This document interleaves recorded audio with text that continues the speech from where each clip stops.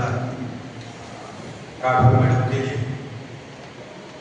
आज के इस कार्यक्रम के मुख्य अतिथि, विशिष्ट अतिथि के रूप में हमारे बीच में इस शहर की दो विभूतियां विराजित हैं और आदरणीय सर से तो आप सभी परिचित होंगे, क्योंकि पूर्व में जिस समय सोशल मीडिया के दुष्प्रभाव संबंधी कार्यशाला का आयोजन किया गया था उस समय आप आए हुए थे और आदरणीय योगेंद्र सर से जरूर आप पहली बार मुखातिब हो रहे होंगे, क्योंकि लगभग अभी सर 15-20 दिन पहले ही आप 8 दिन पहले ही आपका कुशीनगर में आना हुआ है। इसीलिए मैं समझता हूँ कि इस नाते से सबसे पहले विद्यालय में आपका हम कर्तव्य ध्वनि से अभिनंदन करते हैं, अभिवादन करते हैं। और जितने बच्चे यहाँ बैठे हुए हैं उन सभी बच्चों से मैं चाहूंगा कि एक बार हम जिस परंपरागत तालियों का निर्वहन करते हैं, जिन्हें हम कहते हैं आसमान भर के तालियां देते हैं, वो आसमान भर के आसमान भर कर तालियां हम अपने दोनों अतिथियों को प्रदान करते हैं। एक बार जोरदार करता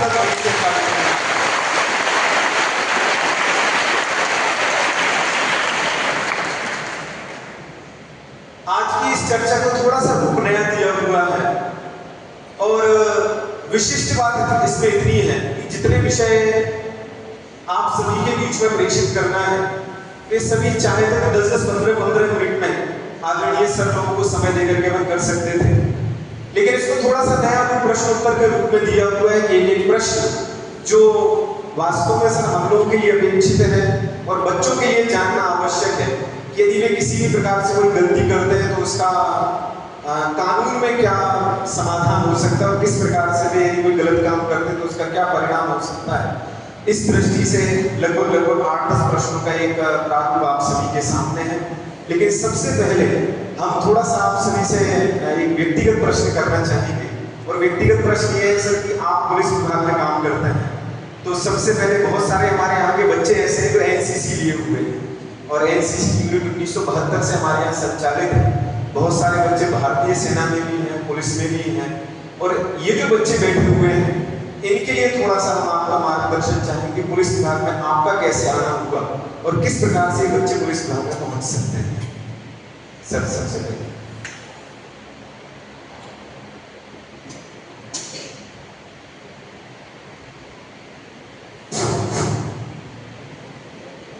तो मैं अपना परिचय देना चाहता हूँ। मैं संतोष सिंह गांधी, यहाँ पुरई ग्रामीण थाना प्रभारी हूँ। अब रहा सवाल बच्चों को इस विभाग में आने का, तो सबसे पहले तो लोगों को शिक्षा ग्रहण करना है और शिक्षा ग्रहण करेंगे, इसके बाद योग शिक्षा पे लोग पहुँचेंगे। तो शिक्षा के लिए परिश्रम करना बहुत आवश्यक है, बिना परिश्रम के शिक्षा प्राप्त नहीं हो सकती। एक मैंने बहुत पहले एक पद पढ़ा था कि विद्या धन उद्गम बिना कहो जो पावे कौन और बिना डुलाए ना डुले ज्यों पंखा की कौन। जिस प्रकार से अपन पंखा को हिलाते हैं तब हवा प्राप्त होती है, उसी प्रकार से विद्या भी बिना परिश्रम के प्राप्त नहीं हो सकती।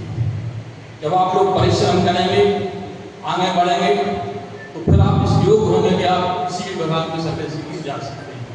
तो पुलिस विभाग में तो शारीरिक रूप से भी स्वस्थ होना आवश्यक है। सबसे पहले जब स्वस्थ होना आवश्यक है तो आप लोगों को अपने स्वास्थ्य पे भी ध्यान देना पड़ेगा। जब स्वास्थ्य अच्छा रहेगा तो आप अच्छे से पढ़ाई भी कर पाएंगे और अपना विकास कर पाएंगे, उसी में संभव है।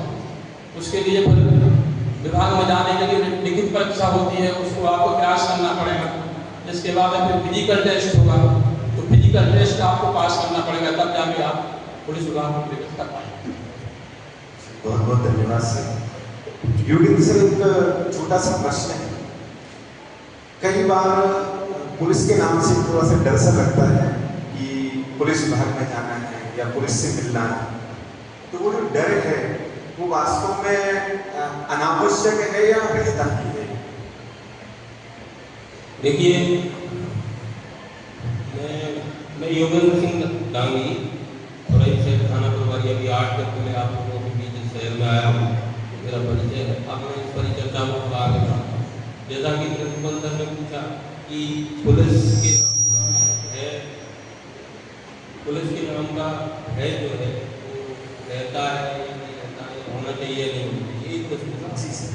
तो उसके दोनों एस्पेक्ट, पुलिस के नाम पर रहना भी चाहिए और नहीं भी रहना चाहिए। अच्छे लोगों के बीच नहीं रहना चाहिए और बुरे लोगों के बीच रहना चाहिए। जो क्राइम की तरफ लीड करते हैं, क्रिमिनल्स होते हैं, उनके बीच में पुलिस का भय होना चाहिए। पुलिस हमें बुला रही है, पुलिस बुला रही है, तो उनके बीच में भय होना चाहिए। और अच्छे लोग जो हैं, जिन्होंने कुछ नहीं किया है, उन्हें पुलिस से बिल्कुल डरने की जरूरत नहीं है और उनको पुलिस के पास जाना चाहिए। इसको लेकर कई बार हम लोग जागरूकता कार्यक्रम भी चलाते रहते हैं समय समय पर। जैसे ये भी एक ऐसा ही प्रोग्राम है जो सर ने आयोजित किया है। उसमें भी हम लोग कहते हैं कि हम आपके सहयोग के लिए, अच्छे लोगों के सहयोग के लिए, कोई बुरा करती है तो उसको इन जागरूकता कार्यक्रमों के माध्यम से हम सुधारने का प्रयास भी करते हैं। आप पुलिस से जुड़िए, पुलिस आपका सहयोग करेगी। आप अपराध से दूर रहिए, पुलिस आपका सहयोग करेगी।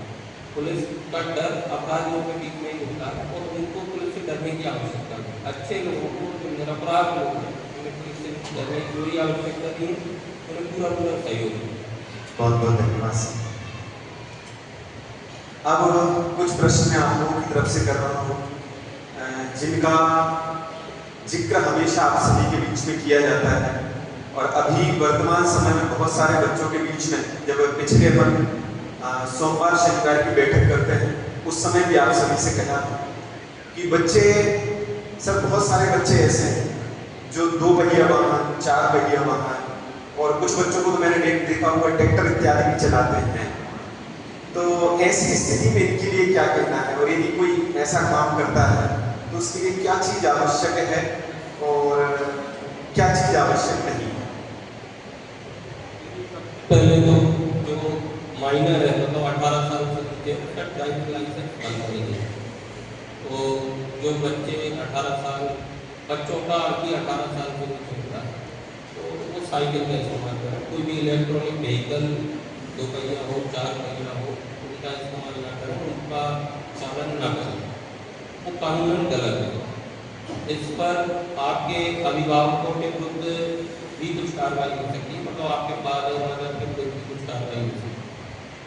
जब तक आप साइकिल का इस्तेमाल करें, और यदि आप इन चीज़ों का इस्तेमाल करते हैं, इवन सर ने ट्रैक्टर का भी बोला, तो ट्रैक्टर की आवश्यकता नहीं है।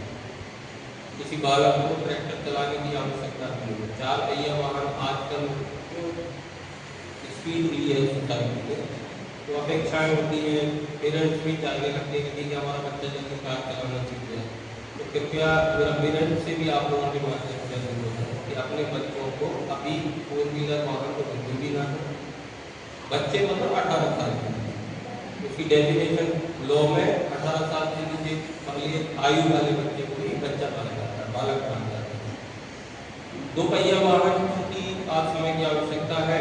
हम लोग साइकिल से कभी लेट हो जाते हैं, फास्ट सोसाइटी होने लगी है, बच्चों में उसका ट्रेंड भी ज़्यादा बढ़ रहा है। एक दोस्त के पास आ रहे हैं, दूसरे दोस्त को भी चाहिए।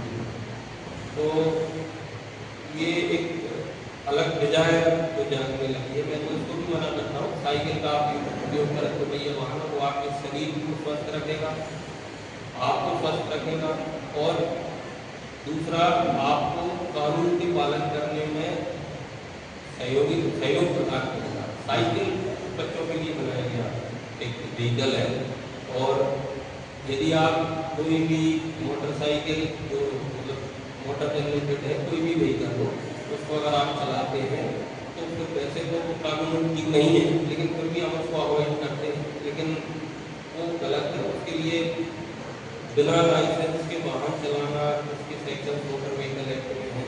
बिना हेलमेट के वाहन चलाना, इसके सेक्शन है।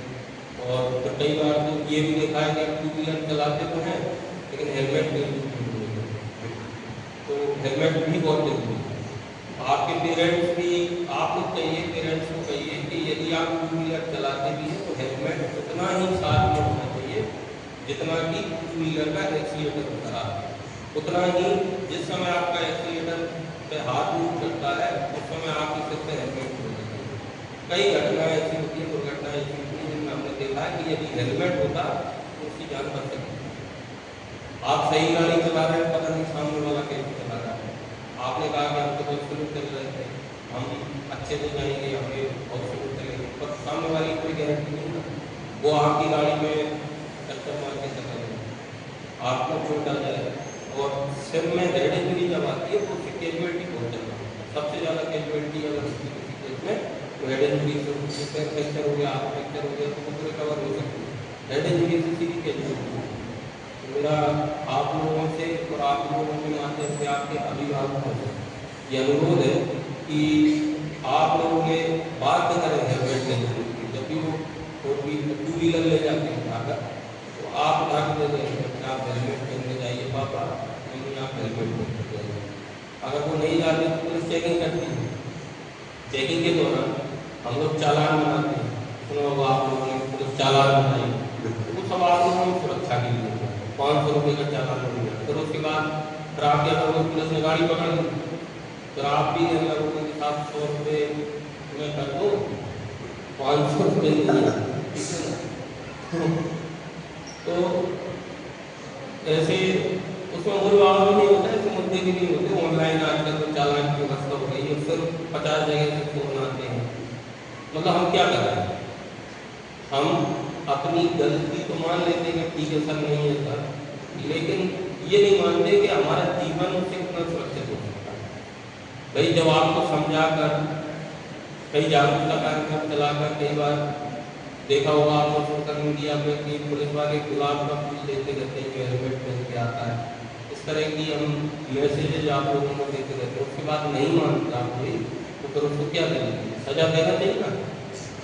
सजा के रूप में हम चालान बनाते हैं, चालान बनाते हैं, फिर इधर उधर से फोन लगवाते हैं, लेकिन वो चालान नहीं बनते।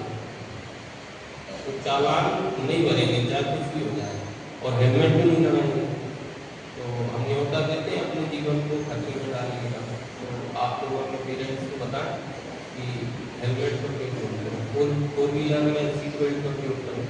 और उसमें वो चालान जो पुलिस बनाती है, ये भी मैं आपको बता दूँ, वो चालान सस्ता होता है। यदि आप चालान नहीं भरोगे तो फिर कोर्ट में आपका चालान जाएगा और उसमें ज़्यादा पैसे लगते हैं।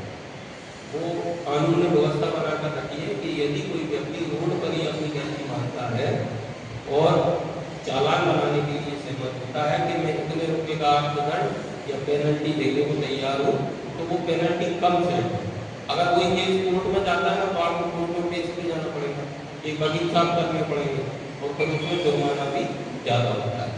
तो हेलमेट का यूज करें, फोर व्हीलर में सीट बेल्ट का उपयोग करें, और बालकों को ट्रैक्टर चलाने की तो आवश्यकता नहीं है। और मैं तो ये कहता हूँ कि सबसे अच्छा साइकिल नहीं है। बहुत बहुत धन्यवाद सर। तो सबसे पहली बात तो ये है कि इस बात से हमें सबको ये प्रेरणा मिलती है कि ये साइकिल का यूज करना है ज़्यादा से ज़्यादा।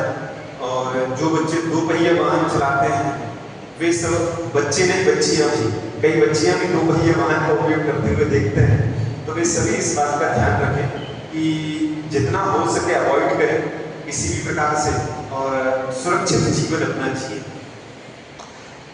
संतोष सर, आपसे एक प्रश्न है, और जहाँ तक मैं देख रहा हूँ कि अभी पुलिस विभाग भी इस दिशा में बहुत सजग है, कई जगह इस प्रकार के अभियान संचालित कर रहे हैं कि बच्चे किस प्रकार से नशा से दूर रहें। गुटखा है, तंबाकू है, ये सब चीज़ों का प्रयोग आज के समय में मिलता है, और कहीं ना कहीं गाइडलाइन भी बनी हुई है कि जितने भी विद्यालय हैं विद्यालयों से लगभग 100 मीटर 200 मीटर दूरी दुकानें होना चाहिए। तो जो बच्चे इस चीज़ का उपयोग कर रहे हैं वस्तुओं के संबंध में आपका क्या कहना है, और किस प्रकार से आप इस चीज़ को देखते हैं?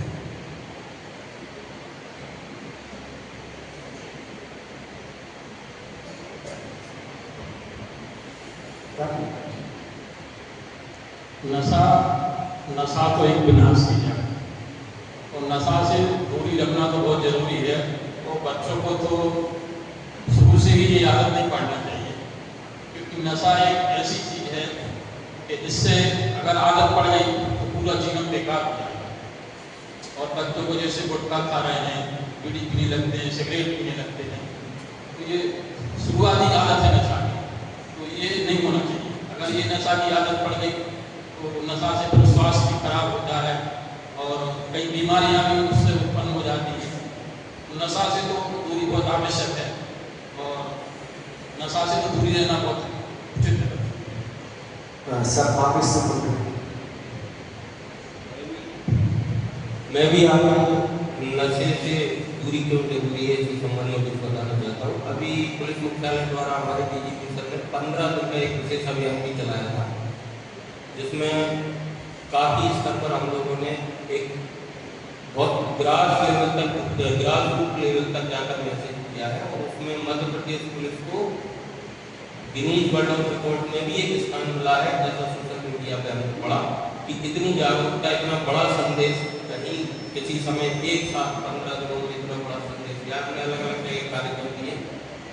इस एस्पेक्ट में हमने यहाँ पुणे में भी एक कार्यक्रम किया था। आप लोगों से भी उस समय थोड़ा सा कुछ एक दो केसेज हो गए थे, बाकी हम गुरुकुल में भी उस समय आने वाले थे, बट अनफॉर्चुनेटली नहीं आ पाए। तो आज वो मौका मिल गया की तरफ से। देखिए, नशा जो होता है वो 3 स्टेज से काम होता है, 3 स्टेज पे चलता है। सबसे पहले क्या होता है, वो एक शौक होता है। शौक के बाद फिर वो बन जाता है कैजुअल, मतलब ओकेजनल कैजुअल। फिर तीसरी स्टेज पे जाकर बनता है वो हैबिट, आदत। तो जब हम पहली स्टेज पे वो शौक कैसे पैदा होता है, शौक कैसे पैदा होता है, ये दोनों के लिए लागू, बच्चे और बच्चे। क्योंकि हमको चलो ये बुराई तो इतनी ज़्यादा पड़ी जाएगी, महानगरों में भी कई बार देखते कई केसेस आते हैं, तो वहाँ भी गर्ल्स का भी कई देखा है, ऐसा ट्रेंड दिखा है कि नशे की वजह से बहुत सारे अपराधियों को चली जाती है, उनके साथ बड़े अपराध होते हैं। शौक कैसे शुरू होता है, लड़का या लड़की अपनी सोसाइटी में 2-4 लड़के मिले, पान की दुकान पर खड़े हुए, पहले एक दिन छुट्टी के बाद चले गए, 5 मिनट का कहीं भी मिल लिए, बैठे बात कर रहे हैं, जब उसके बाद कर देंगे। तो वहाँ उनके सबसे पहले सुपारी खा ली, ठीक है, कुछ नहीं होता, सुपारी खा कोई बात नहीं, घर पर भी पता नहीं चलेगा, इवन दांत पर नाम नहीं होगी सुपारी, लेकिन घर पर पता नहीं चलेगा। फिर धीरे धीरे वो सुपारी गुटखा में बदल जाती है। भारत में तो उसका बहुत ज़्यादा चलन है।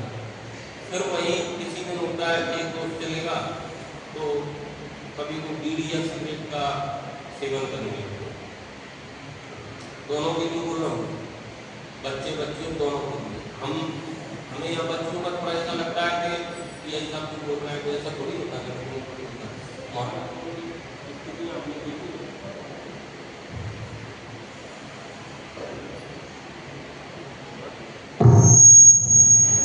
महानगरों में ये स्थितियाँ हमने देखी हैं और सुनी भी होंगी आप लोगों ने। लड़कियाँ भी वहाँ ऐसी सोसाइटी में मिल जाती हैं।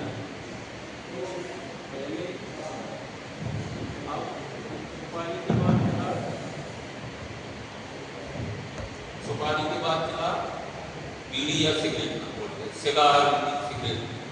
अब आज पी लिया, 15 दिन बाद फिर किसी दोस्त ने कहा कि आज उल्टी कर सकते, तो ये होता है क्या, शौक, ठीक है।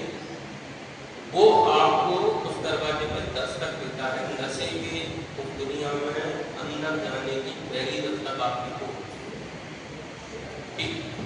फिर उसके बाद हो जाता है आपकी एज भी धीरे धीरे बढ़ती जाएगी, फिर आपको दूसरी सोसाइटी भी मिलेगी, अब आप कुछ पैसे कमाने लगेंगे, फिर आपको घर से पैसे की जरूरत हो, पहले छुपा के पैसे लाने पड़ेंगे सिगरेट के लिए। फिर आप जब कमाने लगोगे, नौकरी करने लगोगे, तो फिर आप खुद आपके पैसे लेने लग जाओगे, आपके पैसे खर्च करने लग जाओगे, फिर उसको आप बना दोगे ओकेजनल या कैजुअल। ओकेजनल में कई बार होती है कि तुम सिगरेट पीते हो, हाँ कभी कभार पी लेते हो, कभी कभार, ठीक है। अब वो पहले सिर्फ शौक था, अब वो कभी कभार हो गया, ये दूसरी स्टेज है। तीसरी स्टेज फिर जब वो कभी कभार धीरे धीरे धीरे आदत में आने लगती है, क्योंकि वो इंटॉक्सिकेशन देता है। क्यों लेता है, नशे की ये बुरी आदत ये होती है कि वो इंटॉक्सिकेट करता है। आपने एक बार उसका सेवन कर लिया तो फिर वो आपकी बॉडी में लेथार्जी लाने लगेगा।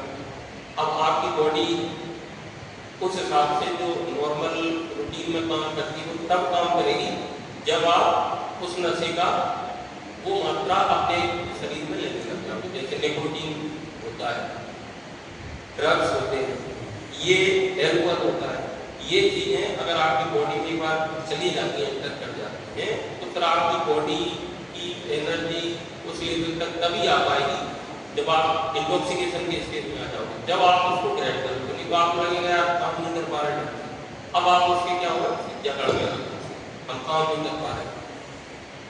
ये जिस तरह 3 स्टेज में एंटर करता है, उसी तरह 3 स्टेज में ये आपको अपनों से दूर भी करता है। पहले जब आपका शौक होता है तो उस शौक के समय वो क्या है, आपको उस परिवेश से दूर करने लगता है, सोसाइटी से। जो बाहर देख रहे हैं 4 लड़के खड़े सिगरेट पी रहे हैं, दूसरे किसी के पेरेंट्स निकल रहे हैं या मोहल्ले के लोग निकल रहे हैं, वो लड़के तो खराब है, आपको तो मत सिगरेट पी, उस सोसाइटी से आप दूर हो, वो लोग आपको अच्छा नहीं होगा पहली स्टेज। और फिर जब वो आपका ओकेजनल बन जाएगा तो फिर क्या होगा, तो आपको आपके पेरेंट्स से या दोस्तों से दूर करने लगेगा। कुछ दोस्त ऐसे होते हैं नहीं करते नशा, दोस्तों से दूर करने लगेगा। तीसरा स्टेज जब आप उसकी जकड़ में आ जाओगे तो पहले परिवार आपका साथ देगा, एक लंबे समय तक साथ देगा, आपको उस नशे से दूर करने का प्रयास करेगा, लेकिन आप नहीं हो पाओगे तो परिवार भी परेशान हो जाएगा। अगर आप परिवार से अलग हो जाओगे, परिवार आपको मतलब ऐसा लगने लगेगा कि ये लोग मुझे डांटते रहते, तो वो परिवार से मतलब जिन 3 स्टेज पे चलता है, 3 स्टेजों में ये आप दुनिया से, फैमिली से अलग करता जाता है और शरीर को नुकसान होता ही होता है, शरीर का। तो इसलिए ये अभी आप लोगों को एक सारी चीजें समझ में नहीं आई, लेकिन मैं नहीं चाहता भगवान करे इन बच्चों में से कोई बच्चा इन स्टेज से गुजरे, लेकिन अगर कोई कभी गुजरता है तो उस वक्त आप मुझे याद करोगे कि ये हवाए को जिन्होंने बात बताई थी, तो किस तरह हम उस नशे के चक्रों में जकड़ गए और आज हमारी क्या स्थिति है।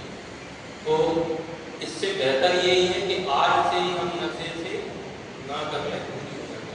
इसके लिए हमारे जागरूकता कार्यक्रम भी लगे हैं।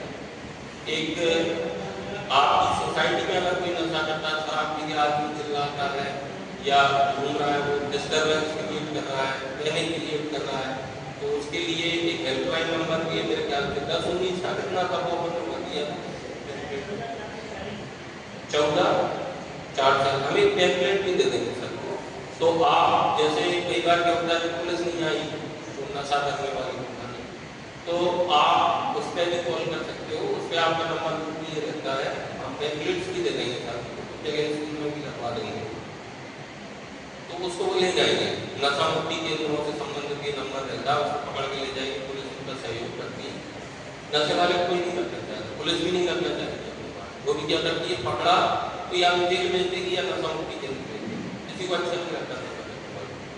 तो ये हमारे कुछ मैसेजेज हैं आपके लिए नशे से दूर रहने के लिए, और कुछ प्रिवेंटिव एक्शन है, तो नंबर हम यहाँ पे 100-100 भी आप कर सकते हो। ये प्रिवेंटिव एक्शन है, अगर नशा करके सोसाइटी को बहुत खराब करता है, पैनिक क्रिएट करता है, न्यूसेंस क्रिएट करता है, तो ये कुछ नंबर है जिन पर आप फोन करके सहयोग प्राप्त कर सकते हो और नशा करने वाले लोगों को वहाँ से दूर कर सकते हो। कहने का मतलब ये है कि किसी भी प्रकार से भी कोई भी गलत आदत आप में पनप रही है, खाने पीने संबंधी, तंबाकू है, सिगरेट है, गुटखा है, ये शुरू में बड़ा अच्छा लगता है, लेकिन बाद में ये बड़ी हानिकारक चीज़ है और ये कहीं ना कहीं आपके धीरे धीरे शरीर के साथ साथ जीवन को नष्ट करने वाली चीज़ है। इस बात का सभी बच्चे ध्यान दें। सर, इसी क्रम में मैं तीसरा प्रश्न आपसे पूछना चाहेंगे और जिस चीज़ का शायद हम लोग भी कई बार सामना करते हैं, बच्चे आपस में लड़ाई झगड़े, स्कूल कैंपस के बाद बच्चे से कहेंगे बाहर भेजिएगा, बाहर देखते हैं। अभी कल परसों ये घटना घटी हुई, किसी बच्चे ने अनावश्यक किसी बच्चे को धमकी दी, तो इस दिशा में बच्चों के लिए आपका क्या मार्गदर्शन है, क्या करना चाहिए और इसमें जो भारतीय न्याय संहिता है वो क्या कहती है? देखिए, भारतीय न्याय संहिता तो ये कहती है कि 7 वर्ष से ऊपर की आयु के किसी भी बच्चे के द्वारा कोई भी अपराध किया जाता है तो वही धाराएं लगती हैं या खंड लगते हैं जो किसी भी उम्र के व्यक्ति के लिए लगते हैं। सही हुए कितने वर्ष? 7 वर्ष। ध्यान रखना बेटा, यहाँ जितने बच्चे हैं वो सब 7 वर्ष से ऊपर के हैं और 7 वर्ष से ऊपर में वही धाराएं लगती है जो सभी के लिए लगती है और उतनी ही सजा होती है सभी के लिए। बस कोड एक चीज होता है, 7 साल से लेकर 18 साल तक के बच्चों के लिए एक कोर्ट होता है, जैसे किशोर न्यायालय कहते हैं या बाल न्यायालय कहते हैं, और एक जेल अलग होती है। पर वो कोर्ट और जेल, कोर्ट तो चलो ठीक है, आपकी उस कोर्ट में ट्रायल हो जाएगी, उसमें अंदर इतना होगा कि पुलिस वाला वर्दी के अंदर नहीं जाएगा, सिविल ड्रेस में जाएगा ताकि आपको डर न लगेगा। जेल लेकिन आप जब आप 18 साल तक जेल हो गई, किसी ने अपराध कर दिया, जेल हो गई, तो 18 साल तक तो आप जेल में रहोगे बच्चों वाले। जब 18 साल जैसी कंप्लीट हुई उसके बाद जैसे और बड़े बड़े अपराधी रहते हैं जेल में आ जाओ, बड़ी बड़ी सजाएं, जैसा अपराध होगा। यदि मान लीजिए दो बच्चे आपस में झगड़ा कर रहे हैं, वो 8 साल के हैं बच्चे, झगड़ा कर रहे हैं, सामने वाले बच्चे को पत्थर मारा, चोट लग गई, उससे मान लीजिए वो खत्म हो गया, तो आप पर मर्डर का चार्ज लगेगा, और मर्डर में सजा है लाइफ टाइम, इवन उसको फांसी भी हो जाती है। तो लाइफ टाइम मतलब बाकी का आपकी जो लाइफ है वो कहाँ जाएगी, जेल में जाएगी। इसलिए अपराध से दूर रहिए, अपराध नहीं करना चाहिए कभी भी।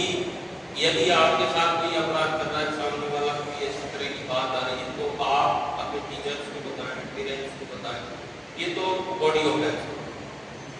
अब हो सकता है साइंस का अगला क्वेश्चन आएगा, उसमें बात में होगा बच्चियों को मैसेज वगैरह करने का चाहिए, तो अभी मैं इस पर बात कर लेता हूँ। तो धाराएं वही लगती है, 7 साल तक छूट है आपको, 7 years ऑफ योर एज, तब तक तो ठीक है, पर इसका मतलब ये नहीं कि 7 साल तक आप कुछ भी कर लो, क्योंकि तो टाइम लगता है, वो भी नहीं करना है, अपराध से दूर रहना है। और वही धाराएं सबके लिए जैसी, बच्चों के लिए कोई छोटी बड़ी धारा नहीं, सभी एक जैसी धाराएं होती हैं, सभी पे एक जैसी धारा लगती है, बस आपका कोर्ट थोड़ा सा चेंज रहता है।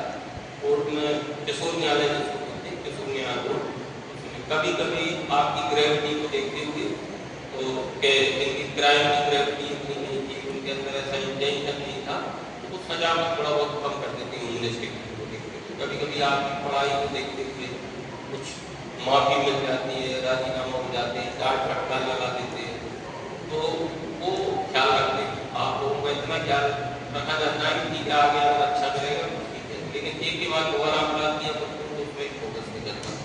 और अपराध देखिए कई बार धोखे से भी हो जाता है, हम इतना करना नहीं चाह रहे, उतना हो गया, तो उसके परिणाम में से आगे मान लीजिए हमने तो जैसी लड़ाई झगड़ा करता, एक बच्चे ने किसी को पत्थर उठा के मार दिया, तो उसको सिर में लग गया या ऐसे लगा उसको कि उससे ग्रीवियस इंजरी आ गई या कैजुअलिटी हो गई, खत्म हो गया, अपन को पता नहीं चलता, तो कोई मर्डर नहीं सेक्शन लगेगा। तो इन चीज़ों से दूर में बच्चों को होता है शिक्षा और अनुशासन सीखने का समय होता है, वो सीखें। और बाकी धाराओं का आप बिल्कुल ना सोचें कि बच्चे हैं तो बच्चे हैं, नहीं बच पाओ, जो सेक्शन सबके लिए लगता है वही आपके। सर, जितना अपराधी अपराध करने वाला है उतना सहयोग देने वाला भी नहीं, साथ वाला है कोई साथ में। हाँ, तो अगर सहयोग करता है तो उसके लिए धारा को आजकल 3 उसका क्लॉज 5 है सेक्शन 3 का, तो और एक आपका षड्यंत्र होता है, वो एक सहयोग करने वाला, 2 प्रकार की चीजें होती है, एक स्पॉट पर सहयोग करता है और एक भी कॉन्स्पिरेसी रचता है, दोनों के अलग सेक्शन है, उनमें भी उतनी सजा है जितना अपराध होता है। मतलब अगर मारपीट हुई है, किसी का हाथ टूट गया, सहयोग करने वाले को भी उतनी सजा है कि आपको, दोनों के लिए बराबर। बेटा, ये बात मैं आपसे कर रहा हूँ, सर के मार्फत करा रहा हूँ, इसका कोई उद्देश्य ये नहीं किसी भी प्रकार से आपके मन में भय हो या कोई डर हो, आपको जागरूक करने की दृष्टि से कि कोई भी हम ऐसा काम ना करें कि जिसके कारण हमारे लिए, हमारे अभिभावकों के लिए परेशानी आए और कहीं ना कहीं हमारा आगामी भविष्य गड़बड़ हो जाए। क्योंकि आप सभी जितने बच्चे यहाँ बैठे हो, जिसका जिक्र मैंने बीच में रोक के किया हुआ था कि आप सभी बच्चे ऐसे हैं जो 7 वर्ष की जो स्टेज को पार कर चुके हैं, इसका मतलब सारी की सारी धाराएं आप पर लग सकती हैं। तो आप सभी हमेशा आपके शिक्षक आपको समझाते हैं, मैं आपको समझाता हूँ कि एक समाज में नेक अच्छा नागरिक बने और कोई ऐसा काम ना करे कि जिसके कारण आपके लिए आगामी समय में परेशानी हो। सर, इसी विषय में एक प्रश्न और जोड़ रहा हूँ कि यदि किसी भी प्रकार से कोई बच्चे ऐसे लोगों की संगति करते हैं जो इस क्षेत्र में जुड़े हुए हैं, तो ऐसी संगति के संबंध में आपके क्या विचार हैं? आपराधिक दृष्टि से कोई संगति करता है, देखिए इस प्रकार की कोई भी संगति तो करना ही नहीं चाहिए। संगति के अलग संगति होती है, उससे दूर रहना चाहिए, क्योंकि वो आपको अपराध से ही जुड़ेगा, उसके अलावा तो इसमें तो ज़्यादा मेरे ख्याल से कुछ कहने की आवश्यकता ही नहीं है। इसका तो स्ट्रेट फॉरवर्ड आंसर नहीं है कि गलत लोगों की संगति आपको कभी अच्छी राह पर नहीं ले जा सकती, ऐसी उसको कुसंगति कहा जाता है, उससे हमें पोषण होता है। और कोशिश ये भी करना है कि अगर आपका मित्र सुधर भी जाए, हमारा प्रयास ये है, और नहीं सुधरता है तो उसको उसके रास्ते पर जाने दीजिए। आप उसके लिए उतना ज़्यादा परेशान मत कीजिए, उसके लिए तो कानून में उसके प्रावधान है, कानून के तहत उसको सजाएं मिलेगी, लेकिन आप लोग सर जो बात आपने बीच में टच कर ली थी और जिसको एक प्रश्न का रूप भी दिया है कि आजकल पूरी दुनिया लगभग सोशल मीडिया की गिरफ्त में है, सब उसका उपयोग करते हैं और निश्चित ही उसके कुछ लाभ भी है, कुछ हानि भी है। ऐसी दृष्टि में देखने में आता है कभी किसी ने कोई टिप्पणी कर दी, कभी कोई कमेंट कर दिया, गाली गलौज लिख के भेज दी, शॉर्ट वर्ड में लिख के भेज दिया, किसी बच्चे ने किसी बच्ची को, बच्ची ने किसी बच्चे को, तो वह कितना गंभीर अपराध है यदि कोई कमेंट करता है इस प्रकार से? देखिए अलग अलग कमेंट्स पर अलग अलग प्रेम कीजिए, जिस तरह के कमेंट्स हों उसी तरह की सजाएं, सेक्शंस भी उसी तरह के हैं अलग अलग। यदि कोई लड़का किसी बच्ची को कोई अश्लील मैसेज भेजता है तो उसके सेक्शन हैं, और इधर उस पर उसको एक भी लगता है उसमें बड़ी सजा जमानत भी नहीं होती। अब उसमें ये नहीं कि सामने कमेंट करने वाला बच्चा है, यदि बच्चे ने किसी बच्ची को कमेंट किया है, भले वो सामने वाला बच्चा हो, तो उस पर ऐसे ही सेक्शन लगते हैं जैसे बड़े आदमी के लगते हैं, उसकी एज से कोई मतलब नहीं होता। तो सोशल मीडिया पे आजकल हम देखते हैं कि कई सारी चीज़ें चलती रहती हैं, कुछ भी मैसेज कर देते हैं और हम सोचते हैं कि ये सब कुछ जो चल रहा है वो क्लोज कैमरा में चल रहा है, मतलब एक बंद कमरे में चल रहा है, पर उसको ही सबसे ज़्यादा लोग देखते हैं। सोशल मीडिया ही सबसे ज़्यादा आपका इंफॉर्मेशन कैप्चर कर रहा है, आपके बारे में डिटेल्स कैप्चर कर रहा है, उससे आपके साथ फ्रॉड कर रहा है, उसके साथ आपके साथ सामने वाला क्राइम कर रहा है। पहले तो अपनी कोई भी डिटेल्स सोशल मीडिया पे आप लोग जारी ना करें। कई सारी साइट्स हैं जिन पे जैसे बच्चों को आवश्यकता है, आपको पढ़ना है तो भाई तो इस तरह के कुछ साइट चलते हैं, एजुकेशनल साइट, उनको जाइए, उनको देखिए करिए, बस उतना ही चाहता हूँ। ट्विटर, फेसबुक, व्हाट्सएप मेरे ख्याल से आवश्यकता नहीं है अभी आप लोगों को आपके, हालांकि उसमें भी चाइल्ड अकाउंट के लिए ऑप्शन आता है, तो उसमें कुछ एक्सप्लोर मटेरियल्स थोड़े से रोक दिए जाते हैं साइट्स के द्वारा, तो वो चाइल्ड वाला जो आपका ऑप्शन है उसमें आप आपकी आईडी को रखें। दूसरा, जब आप सोशल मीडिया के माध्यम से किसी को कोई कमेंट कर दिया आपने, तो वो एक ऐसा सबूत हो जाता है कि वो मिटता नहीं। जैसे आपको डिलीट भी कर दिया तो उसको हम ले लेंगे, व्हाट्सएप का हो, इंस्टाग्राम का हो, हम ले लेंगे, आपने डिलीट भी कर दिया, वो रिकवर हो जाता है। हमारी स्टेट फॉरेंसिक लैब उसको, स्टेट साइबर लैब होती है, उसको आपकी चैटिंग को रिकवर कर लेगी, चाहे आपने फेसबुक मैसेंजर पे किया हो, चाहे व्हाट्सएप पे किया हो। आपका इंस्टाग्राम पर हुआ जैसे, तो उसको नॉर्वे से हो सकता है, नॉर्वे एक कंट्री है, वहाँ पूरा डेटा होता है, लोग हमें अवेलेबल करा देते हैं, पूरा रिकवर हो जाता है। आपकी कोई भी हिस्ट्री कभी डिलीट नहीं, जो आपने किया है वो बकायदा स्टोर रहता है। जो स्टेट लेवल की है वो स्टेट लेवल पर चीज़ें रिकवर रहती हैं, और भी नहीं हुआ तो वो नॉर्वे में जाके, जहाँ पूरा सर्वर बना हुआ है दुनिया का, नॉर्वे कंट्री है तो वहाँ पर बने हैं सर्वर उसके, तो वहाँ से हमें डेटा मिल जाता है। तो वो आपके खिलाफ एक बहुत बड़ा सबूत है।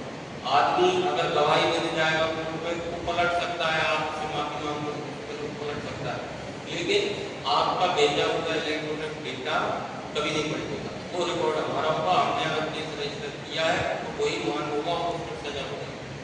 बातचीत करना है, एक स्वस्थ बातचीत आप लोग करिए, मित्रवत व्यवहार करें। जिस तरह की बातचीत हम करते हैं, हम सोशल साइट्स यूज करते हैं, सोशल एप्स यूज करते हैं, तो उनमें एक मित्रवत व्यवहार रखिए।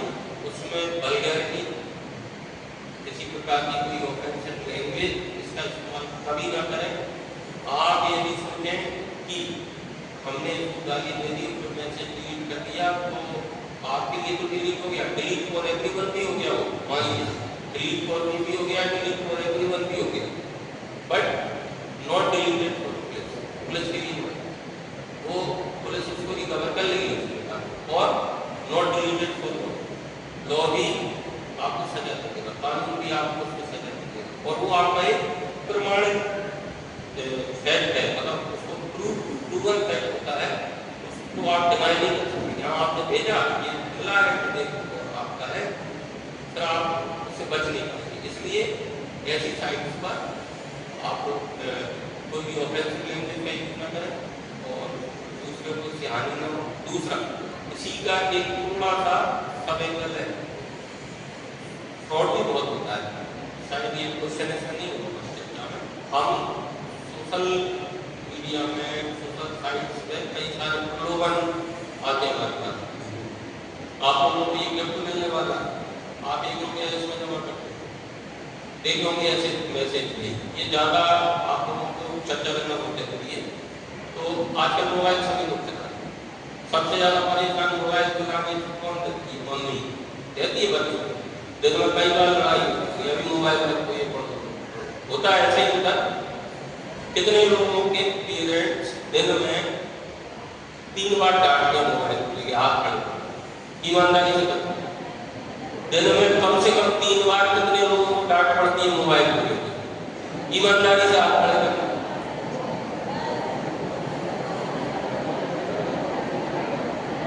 और चलो 3 वाले नीचे कर लो, अब 2 बार कितने लोगों को पड़ती है? कम से कम 2 बार, और कम से कम 1 बार।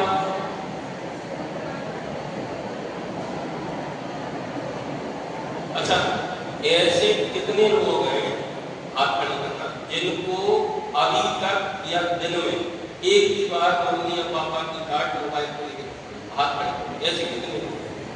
डांट नहीं पड़ी है, डांट नहीं पड़ी अभी तक। हम नाम लिखवाएंगे तो आपके मम्मी पापा से पूछेंगे, तो बोलना भी अपराध है, जो हाथ खड़े करना ईमानदारी से करना। अभी ये हमारा स्टाफ बैठा है, फिर ये नाम लिखेगा तो हाथ खड़े कर रहे हैं। एक अगर आपके पेरेंट्स से पूछेंगे, अगर आपके पेरेंट्स ने ये कहा यदि हम काटते हैं तो फिर उसके खिलाफ हम एक इस्तेदादा पेश करेंगे। अब बताना कितने लोगों को अभी तक या दिन में एक बार डांटनी पड़ी? अब ईमानदारी से हाथ खड़े करना तो हाथ खड़ा करें, ये सही काम करना, उसके पेरेंट्स से पूछेंगे। एक बच्चा, दो,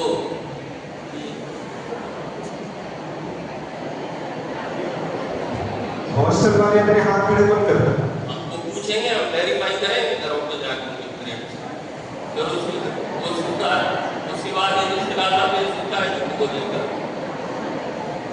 तो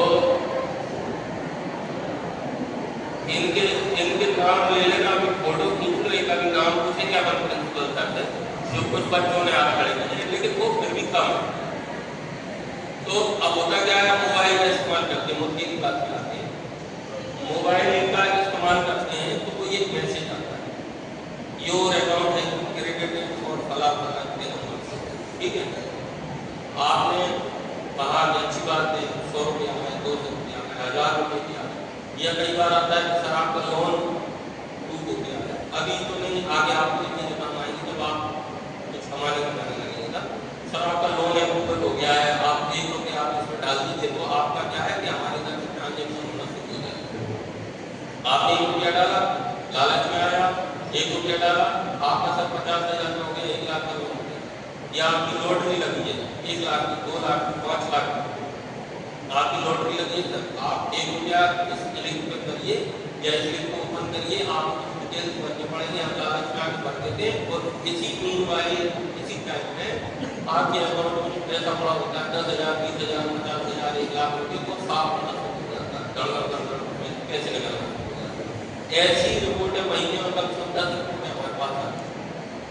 तो आप लोगों से ये चर्चा करने का उद्देश्य ये है कि कृपया करके किसी भी प्रकार की अगर 1 रुपये का, सभी लोग सुने ध्यान दें, एक इम्पोर्टेंट पॉइंट है, 1 रुपये का लालच भी आपको आता है तो कृपया करके उस साइट को ना तो ओपन करिए, ना ही उस बटन पर किसी चीज को क्लिक करिए, उसको अलग कर दीजिए, हटा दीजिए, उसको छेड़िए भी मत, क्योंकि वो आपके साथ फ्रॉड ही कर रहा है। ठीक है, ये बिल्कुल प्रॉमिस कर लो आप। और अगर किसी को मेरी बात पर शंका हो तो करके देख लेना, आपको थाने आने ही आना पड़ेगा कि सर हमारे पैसे कट गए, हम लालच में आ गए थे, हमारी लॉटरी का लिखा था सर, कौन का बोला था, हो गया। आप बैंक और कभी भी आप अपनी डिटेल कभी भी किसी भी सोशल साइट को मत दीजिए, किसी को व्हाट्सएप मैसेज में मत दीजिए, बैंक कभी आपकी डिटेल नहीं मांगता। बैंक मैनेजर बन के बैंक के फोन आके आपके फोन पे अगर बात होती है कि सर मैं फला फला बैंक से बोल रहा हूँ, बैंक मैनेजर बोल रहा हूँ, सर आपका खाता भी ब्लॉक होने वाला है या सीज होने वाला है, आपका सर हमें फला नंबर चाहिए, आइए मैसेज चाहिए सर आपका, या सर अकाउंट नंबर का चाहिए सर, कौन सा अकाउंट नंबर होने वाला है, या आपका पिन नंबर चाहिए सर हमें दे दीजिए सर, बिल्कुल बातों में बता हो जाती है, आपका खाता का हो जाता है, ब्लॉक होता है। अगर हम बैंक जाओ, बैंक जाके वहाँ बात करो, मैनेजर से सीधे बात करो, वहाँ आपकी समस्या करते हैं। मोबाइल में आप कभी अपने खाते में। दूसरा, बच्चियों के लिए ध्यान देना, सोशल साइट पर बात चल रही है, रील टाइप की हम लोग पकड़ाते हैं, बहुत ज़्यादा ट्रेंड है। कृपया करके इन चीज़ों से आजकल जो रील्स हम देखते हैं और देख रहे हैं, जो ट्रेंड आजकल चला हुआ है, इन चीज़ों से दूर रहिए। ये रील्स आपके खिलाफ और आपके बॉडी पर होने वाले ऑफेंस का सबसे बड़ा कारण आजकल ये आई चल गया है। आपका चेहरा उठाएंगे तो कहीं भी दूर रहिए, नहीं आवश्यक। आवश्यक है क्या रील बनाना? आवश्यक है क्या? कोई मैसेज देना है तो ये देखो ये 2 बच्चियां बैठी हैं, रील बनाई क्या? उन्होंने वो रील बनाई सोसाइटी में, एक सेकंड रैंक हुई, एक थर्ड रैंक हुई, ठीक है ना? ऐसी रील बनाई है, स्टेज पर आकर रील बनाई, ठीक है? कोई आवश्यक नहीं कि आप फेसबुक पर रील बना के डालोगे, व्हाट्सएप पर डालोगे, स्टेटस में कुछ ऐसा डालोगे, मत करिए, दूर रहिए। वो आपकी फोटो को चुरा लेगा सामने वाला और आपके खिलाफ कोई ऑफेंस कर देगा, जिससे आपको बहुत बदनामी हो, ठीक है?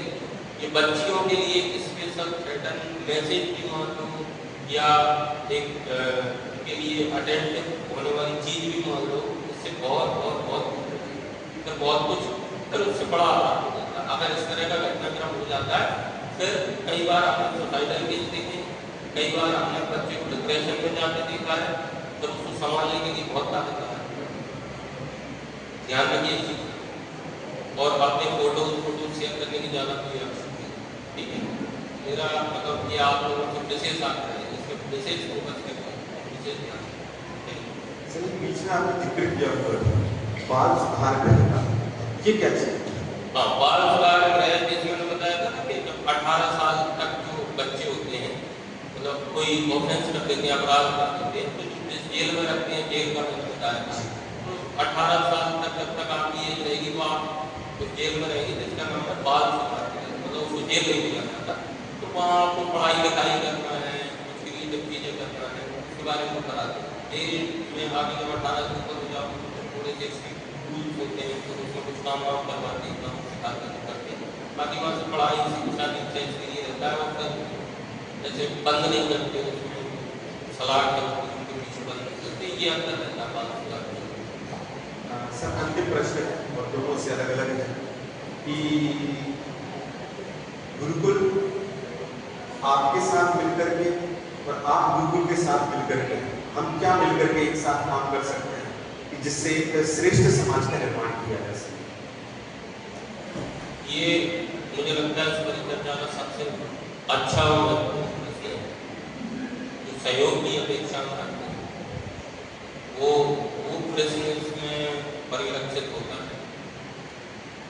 हम आपके सहयोग के लिए, हमारे स्लोगन में भी जन सेवा एक शब्द आता है, और फिर बच्चों के लिए तो वी आर मोर अटेंटिव।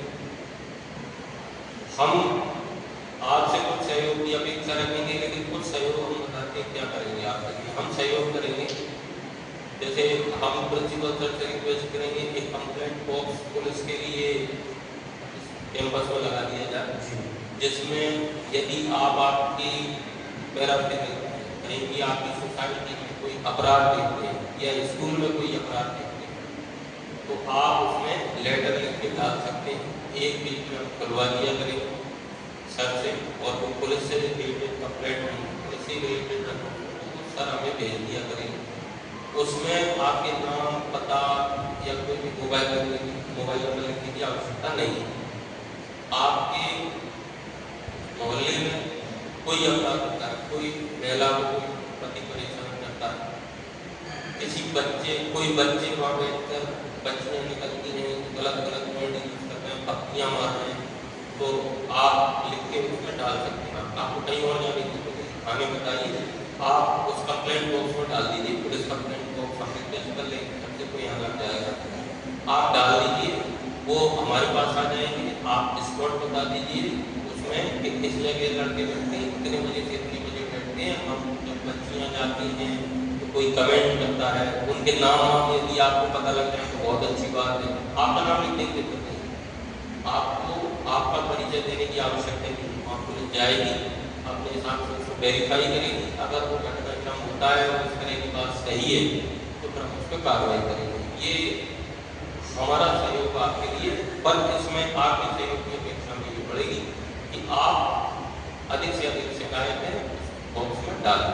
आपका नाम गोपनीय या आप पूछना ही नहीं चाहते आपका नाम क्या है, आप उससे पूछ लेते। एक दूसरा, हमारा मोबाइल नंबर यहाँ सबसे हम बात कर लेंगे, वो भी लिखवा देंगे। यदि स्कूल से आते या जाते आपको किसी प्रकार की कोई परेशानी आती है तो आप आपके अभिभावकों के माध्यम से, पेरेंट्स के माध्यम से हमें सूचित कर सकते हैं।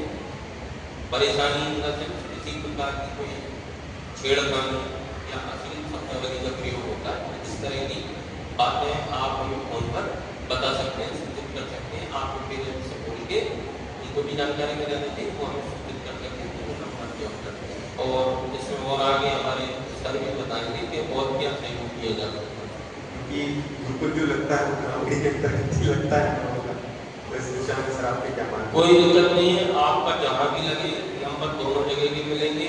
बच्चों के लिए दोनों की चाहिए, चाहे ग्रामीण के हो चाहे शहर के, ठीक है। बच्चे तो कहीं ना कहीं स्कूल वाले लगता है, बच्चे उनके मोहल्ले दोनों ये आने जाने में अगर कोई किसी प्रकार की चैन करता है, छेड़छाड़ करता है, तो अपना पास में थाना भी है, और सर ने बताया ये है कि उसमें कंप्लेंट ना हो। तो हम लोग हमेशा आप लोगों की मदद के लिए ही हैं, और हम लोगों का कर्तव्य है कि सुरक्षा करना बच्चों की। वैसे स्कूल की छुट्टी होती है या स्कूल में जब आते हैं बच्चे, जब कोई ऐसी कोई बात होती है तो उससे संबंध में भी हमें जानकारी मिलेगी, तो हम अपना स्टाफ लगा देंगे और आपको हम पूरी सुरक्षा की व्यवस्था करेंगे। एक बार जोरदार तालियों से स्वागत करते हैं। और लगभग जितने प्रश्न यहाँ लिखे गए थे उन सभी प्रश्नों का उत्तर आदरणीय संतोष सर ने और योगेंद्र सर ने आप सभी के बीच में रखे हैं, पूरी प्रामाणिकता के साथ रखे हैं। क्योंकि हमेशा इस बात के जितनी भी बातें आप सभी से रखी गई हैं, इन विषयों में शिक्षकों के माध्यम से या प्रबंधन की दृष्टि से आपको कहा जाता है, सचेत किया जाता है, समझाया जाता है। लेकिन उसी विषय को जब उसी विषय का विशेषज्ञ आपके सामने रखता है तो उसका प्रभाव अलग होता है। इसीलिए इस परिचर्चा को कई लोग हमसे पूछ रहे थे कि सर है प्रोग्राम क्या, क्योंकि ये बिल्कुल किसी के लिए भी नहीं मालूम था कि आज क्या कार्यक्रम होने वाला है। इवन टीचर्स को भी नहीं मालूम था कि आज है क्या। लेकिन इसकी प्लानिंग लगभग 2-3 दिन से चल रही थी, और आप सभी के लिए भी, मंचासीन अतिथियों के लिए भी और आपके लिए बताना चाहूँगा कि बेटा इसी प्रकार की परिचर्चा आगामी समय में भी हम आपके बीच में करते रहेंगे।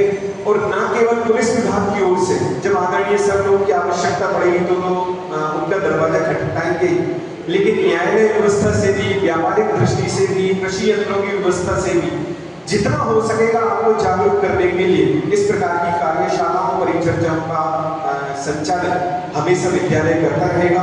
और आज आप सभी ने, आप दोनों महानुभावों ने और आपकी पूरी टीम ने जो हमारे लिए सहयोग किया हुआ है, जो समय दिया हुआ है, उसके लिए हम चाहेंगे एक बार पूरा गुरुकुल परिवार कर्तव्य से अभिवादन करें। और इसी प्रकार से जब भी आपको याद करें उसी साथ आप पढ़ाते रहें, ऐसी विनम्र आकांक्षा के साथ काम करें।